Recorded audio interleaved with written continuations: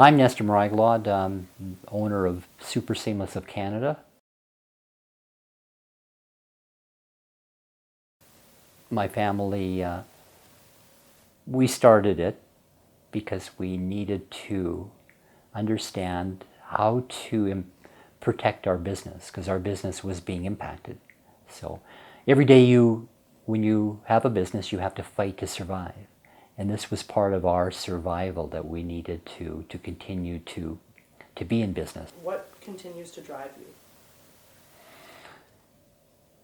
If at first it was protecting our business, then it became a cause because it wasn't right for us. It wasn't right for the people that were being impacted.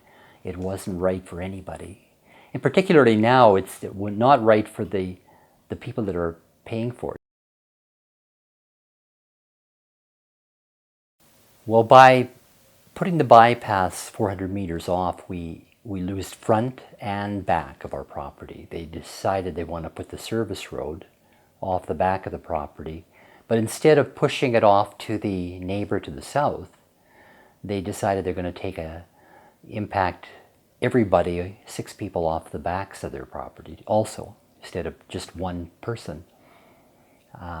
So we lose half an acre on the front and an acre half off the back, which changes our whole business plan, because we were supposed to put up 3 buildings on our location. It was about 11 acres, and we can't really expand our business totally, so it's basically dysfunctional. So for us to put another 10 years into moving and developing new properties, it would be a lot of work. We've got 38 years into this, and this is our life. This is what we built. And that's not right. It's not right that the government does this to people. I'm sorry.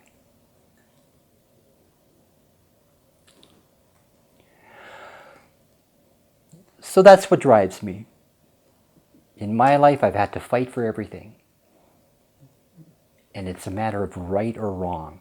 And this is wrong. It's terribly wrong. But if you fight back, you can either give in and say, yeah, I'm done. Or you can say, no, I'm going to make this world a better place. So that's what my goal is. There has to be change. There's a problem in our political system. We have a huge problem with politicians not telling the truth, deceiving people. It's corrupt.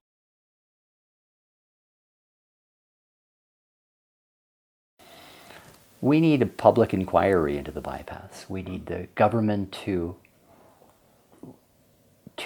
either call a public inquiry, or we need a new government that will. And because it's criminal what they're doing. And when you look at who has the power in here, who has the control, how could they move the bypass off their property 400 meters and wipe out a lot of people? Who has that much power? I'm going to fight till the end. And people need to start to do that. They need to open up their eyes and say, this isn't right. We need to phone the Premier. We need to stand up to the bullying that we're getting from our government. And it's criminal what's happening in this province. It's worse than being, at least in Crimea, when the Russians came in and took it over. You could defend yourself. So people shot back. We didn't have a chance.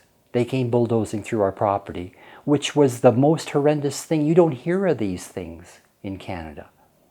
They gave us a few days to move our stuff, and instead of giving us an extension that we asked for, they said, no, we're going to come through your property. And they bulldozed the back of our property last September.